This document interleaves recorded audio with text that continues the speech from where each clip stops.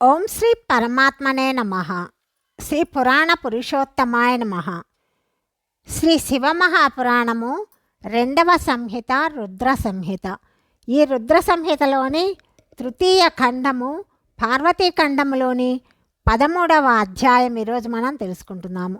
మొత్తం పార్వతీఖండంలోని 10వ భాగము ఈరోజు మనం తెలుసుకుంటాము.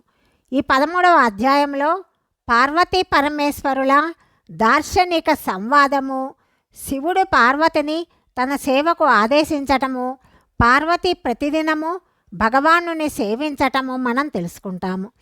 భవాని అడుగుతున్నది, యోగేంద్ర, మీరు తపస్సంపన్నులై గిరిరాజుతో ఏం పలికారు? ప్రభు, మీరు జ్ఞాన విశారదులు అయినప్పటికీ మీ మాటలకు నా సమాధానము వినండి. శంభో, మీరు తపోధనులై కూడా చాలా గొప్ప తపస్సు చేస్తారు. మీరు మహాత్ములు. ఆ శక్తి వలననే తపస్సు చేయాలనే భావము మీకు కలిగింది. సకల కర్మలను చేయు శక్తినే ప్రకృతి అని తెలుసుకోవాలి. ప్రకృతి వలననే సమస్తము సృష్టించబడుతుంది, పాలింపబడుతుంది, సంహరింపబడుతుంది. భగవాన్, మీరెవరు? సూక్ష్మ ప్రకృతి అంటే ఏమిటి? దీనిని పరిశీలింపండి. ప్రకృతి లేకుండా లింగరూప మహేశ్వరుడు ఎట్లా సంభవము? సకల ప్రాణులకు మీరు అర్చనీయులు, వందనీయులు, చింతనీయులు. దీనికంతటికీ ప్రకృతియే కారణము. ఈ విషయమును హృదయపూర్వకముగా పరిశీలించి చెప్పవలసినది ఏమైనా ఉంటే అదంతా చెప్పండి. బ్రహ్మ చెప్తున్నాడు, నారద, పార్వతి యొక్క ఈ మహత్తరమైన మాటలు విన్న తర్వాత లీలా వినోదమునందు నిమగ్నుడై ఉన్న మహేశ్వరుడు ప్రసన్నచిత్తుడై నవ్వుతూ ఇలా పలుకుతున్నాడు. మహేశ్వరుడు చెప్తున్నాడు, నేను ఉత్తమమైన తపస్సు ద్వారా ప్రకృతిని నశింపచేస్తాను. తత్వతః ప్రకృతిరహిత శంభుని రూపములో స్థితుడనవుతాను. అందువలన సత్పురుషులు ఎప్పుడూ కూడా ఎక్కడనూ ప్రకృతిని సంగ్రహించరాదు. లోకాచారమునకు దూరముగా నిర్వికారులుగా ఉండాలి. నారద, శివుడు లౌకిక వ్యవహారమునకు అనుగుణముగా ఈ విషయమును చెప్పగా కాళీ మనస్సులో నవ్వుకొని మధురమైన వాణితోటి ఇలా చెప్పింది. కాళీ చెప్తున్నది, కళ్యాణప్రదుడవగు ప్రభు యోగేంద్ర, మీరు చెప్పిన విషయమునందలి వాణి ప్రకృతి కాదా? మరి దానికి అతీతులుగా ఎందుకు కాలేదు? ప్రకృతిని ఆశ్రయించి ఎందుకు మాట్లాడారు? ఈ విషయములనన్నింటినీ పరిశీలించి తాత్విక దృష్టితో యథార్థ విషయమును చెప్పాలి. ఇదంతా కూడా సదా ప్రకృతితోనే ముడిపడి ఉన్నది. కాబట్టి మీరు మాట్లాడను రాదు, ఏమీయూ చెయ్యను రాదు. చేయుట చెప్పుట ప్రకృతి వ్యవహారమే. మీరు మీ బుద్ధి కుశలతతో దీనిని అర్థం చేసుకోవాలి. మీరు వినేది, చేసేది, తినేది, చూచేది అంతా కూడా ప్రకృతి కార్యమే. అసత్యమైన వాద వివాదములు చేయుట వ్యర్థము. ప్రభు, శంభో, మీరు ఒకవేళ ప్రకృతికి అతీతులైనచో ఇప్పుడు ఈ హిమవత్పర్వతము మీద తపస్సు ఎందుకు చేసుకుంటున్నారు? హర, ప్రకృతి మిమ్మల్ని మృంగివేసింది కాబట్టి మీరు మీ స్వరూపమును ఎరుగరు. ఈశ్వర, మీరు మీ స్వరూపమును ఎరిగినచో తపస్సు ఎందుకు చేస్తున్నారు? యోగేంద్ర, మీతో వాద వివాదములు చేయు అవసరము నాకేమున్నది? ప్రత్యక్ష ప్రమాణము లభించినచో విద్వాంసుడు అసమాన ప్రమాణమును అంగీకరించడు. ప్రాణులకు ఇంద్రియ విషయములైన వాటిని జ్ఞానులు బుద్ధితో పరిశీలించి ప్రాకృతములేయని అంగీకరించవలసి వస్తుంది. యోగేశ్వర, ఎక్కువ చెప్పుట వలన ఏమి ప్రయోజనమున్నది? ఉత్తమమైన నా ఈ విషయమును వినండి. నేను ప్రకృతిని, మీరు పురుషులు. ఇది సత్యము, ఇది సత్యము. ఇందులో సంశయము లేదు. నా అనుగ్రహము చేతనే మీరు సగుణులు, నిర్గుణులుగా పరిగణించబడుతున్నారు. నేను లేకుండా మీరు నిరీహులు, ఏమీయును చెయ్యలేరు. నిరీహులు అంటే ఇచ్ఛారహితులు, కోరికలు లేనివారు. మీరు జితేంద్రియులు అయినప్పటికీ కూడా ప్రకృతికి అధీనులై సదా నానా విధములైన కర్మలను చేస్తున్నారు. నిర్వికారులు ఎట్లా అవుతారు? నాతో కలిసి ఎందుకు ఉండరు? శంకర, మీరు ప్రకృతికి అతీతులైనచో, మీరు చెప్పేది సత్యమైనచో నేను మీ సమీపమున ఉండినా భయపడవలసిన అవసరం లేదు కదా. బ్రహ్మ చెప్తున్నాడు, సాంఖ్య శాస్త్రానుగుణముగా పార్వతి పలికిన ఈ మాటలు విని భగవంతుడైన శివుడు వేదాంత మతస్థితుడై ఆమెతో ఇలా చెప్తున్నాడు. చక్కగా భాషించు గిరిజ, సాంఖ్యామతానుగుణముగా నీవు పలికావు. అట్లయినచో ప్రతిదినము నన్ను సేవించుకో, కానీ అది శాస్త్ర నిషిద్ధము కాకూడదు.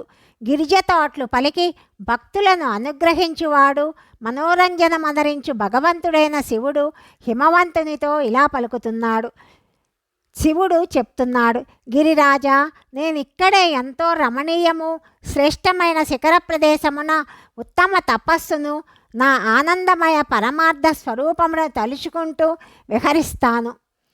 పర్వతరాజా, నాకు ఇక్కడ తపస్సు చేసుకోవడానికి అనుమతి ఇవ్వండి. మీ అనుమతి లేకుండా ఏ తపస్సు కూడా చేసుకోవటానికి వీలు కాదు.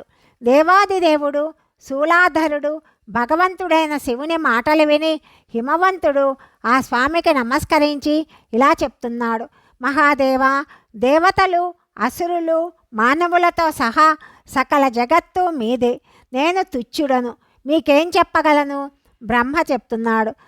నారద, గిరిరాజకు హిమవంతుడు ఆ విధముగా పలికి తరువాత లోక కళ్యాణకార్యు భగవంతుడైన శంకరుడు నవ్వాడు. గౌరవముతో అతనితో పలికాడు. ఇప్పుడు ఇక నీవు వెళ్ళుము. శంకరుని ఆదేశానుసారము హిమాలయుడు తన గృహమునకు వెళ్ళాడు. ఆయన ప్రతిదినము గిరిజతో కూడి ఆ ప్రభువు దర్శనమునకు వస్తున్నాడు. కాళీ తన తండ్రి లేకుండినా ఇరువురు స్నేహితురాండ్లతో నిత్యము శంకరుని వద్దకు వస్తూ ఉన్నది. భక్తితో ఆయన సేవయందు లగ్నమయ్యేడిది. నందీశ్వరాది గణములెవ్వరు కూడా ఆమెను ఆపెడివారు కాదు. నాయన, మహేశ్వరుని ఆదేశము వలననే ఆ విధముగా జరుగుతున్నది. గణములలో ప్రతి ఒక్కరూ పవిత్రముగా నుండి ఆమె ఆజ్ఞను పాలిస్తూ ఉన్నారు. ఆలోచించినచో శివాశివుల పరస్పరము అభిన్నులు. సాంఖ్య వేదాంత మతములలో స్థితులై కళ్యాణదాయకమైన వారి సంవాదము సర్వదా సుఖప్రదమవుతుంది. ఆ సంవాదమును నీకు వినిపించాను. ఇంద్రియాతీతుడు భగవంతుడైన శంకరుడు గిరిరాజు ప్రార్థించగా దానిని మన్నించి ఆయన కుమార్తెను తన దగ్గర ఉండి సేవ చేసుకోవడానికి స్వీకరించాడు. కాళీ తన ఇరువురి సఖియలతో ప్రతిదినము చంద్రశేఖరుడకు మహాదేవుని సేవించుకోవటానికి వచ్చిపోతూ ఉండేది. ఆమె భగవంతుడకు శంకరుని పాదములను కడిగి ఆ చరణామృతమును పానము చేస్తున్నది. అగ్నితో వేడి చేసి శుద్ధమునర్చిన వస్త్రముతో, వేడి నీటితో ఉతికిన వస్త్రముతో ఆయన శరీరమును తుడిచెడిది, రుద్దెడిది, మార్జనము చేసెడిది. షోడశోపచారములతో విధి విధానముగా పూజించెడిది. పదే పదే ఆ స్వామి చరణములకు ప్రణమిల్లి తరువాత తన తండ్రి గేహమునకు తిరిగి వెలుచుండెడిది. ఇట్లు జానపరాయణుడైన శంకరుని సేవయందు లగ్నమైన గిరిజాదేవికి చాలా కాలము గడిచిపోయింది. అయినా ఆమె తన ఇంద్రియములను సంయమనము చేసుకొని మునిపటిలాగే ఆ ప్రభువుకు సేవ చేస్తూ ఉన్నది. తన సేవయందు తత్పరురాలైన ఆమెను చూసి మహాదేవుడు దయామయుడయ్యాడు. ఆ స్వామి ఇలా ఆలోచించాడు. ఈ కాళిక తపశ్చర్య వ్రతమనరించినచో గర్వము యొక్క బీజము నశిస్తుంది. ఇప్పుడు ఈమెను నేను పాణిగ్రహణము చెయ్యాలి. ఇట్లా ఆలోచించి మహాలీల వనర్చువాడు గొప్ప యోగీశ్వరుడు భగవంతుడైన భూతనాథుడు అప్పటికప్పుడు ధ్యానస్థితుడయ్యాడు. మునేంద్ర, పరమాత్ముడైన శివుడు ధ్యానమగ్నుడైనప్పుడు ఆ స్వామి హృదయమున ఇక ఏ చింత లేదు. కాళీ ప్రతిదినము మహాత్ముడైన శివుని రూపమును నిరంతరము చింతన చేస్తూ ఉత్తమ భక్తిభావముతో ఆయన సేవయందు నిమగ్నురాలై ఉన్నది. ధ్యానపరాయణుడు భగవంతుడైన హరుడు శుద్ధభావముతో అక్కడ ఉన్న కాళికను చూస్తున్నాడు. అయినప్పటికీ మునుపటి బాధను మరిచి ఆమెను చూస్తూ కూడా చూడనట్లే ఉన్నాడు. ఈ మధ్యలో ఇంద్రాది దేవతలు, మునులు, బ్రహ్మ ఆజ్ఞానుసారము కామదేవుని అక్కడకు ఆదరముతో పంపారు. వారు కామదేవుని ప్రేరణతో కాళీ రుద్రుల కలయికను కోరుతున్నారు. వారు ఆ విధముగా చేయుటకు కారణమున్నది. మహాపరాక్రమవంతుడైన తారకాసుని చేత వీరు అనేక బాధలను పొందుతున్నారు. శంకరుని వలన ఒకానొక గొప్ప బలవంతుడైన పుత్రుడు జన్మించాలని కోరుతున్నారు.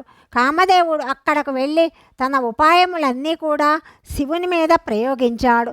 కానీ మహాదేవుని మనస్సులో ఏ కొంచెము కూడా కదలిక లేకపోయింది. దానికి విరుద్ధముగా ఆ స్వామి కామదేవుని దహించి భస్మము చేశాడు. మునేంద్ర, అప్పుడు పార్వతీదేవియు గర్వరహితయై ఆ ప్రభువు ఆజ్ఞతో గొప్ప తపస్సు చేసింది. శివుని భర్తగా పొందింది. పార్వతీ పరమేశ్వరులు పరస్పరము ఎంతో ప్రేమతో ఆనందముగా నివసించసాగారు. ఆ ఇరువురు పరోపకారమునందు ఆసక్తులై దేవతల మహత్తర కార్యమును సిద్ధింపచేశారని బ్రహ్మదేవుడు నారదునితో చెప్తున్నాడని శౌనకాది మునులకు సూత మహర్షి చెప్పాడు. అధ్యాయము 13 సమాప్తము. 14, 15, 16 అధ్యాయాల గురించి తదుపరి భాగంలో తెలుసుకుందాం. సర్వం శ్రీ పరమేశ్వరార్పణమస్తు.